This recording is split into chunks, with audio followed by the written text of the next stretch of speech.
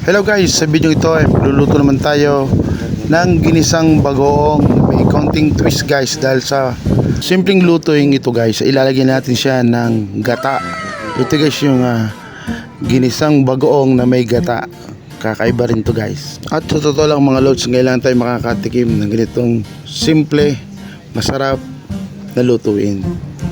At sa puntong ito mga inilagay na natin yung gata ng nyog.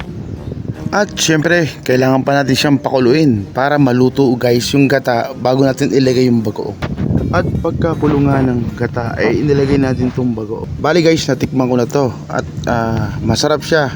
Hindi siya masyadong maalat, tamang-tama lang yung lasa at lasang-lasa mo yung gata mga idol. So guys, tingin ko naman ay luto na ito. Paano? Ganun lang kasimple magluto ng ginisang bagoong na may gata. So paano? Hanggang dito na lang muna yung ating video at see you in the next one at lagi po tayo mag-iingat.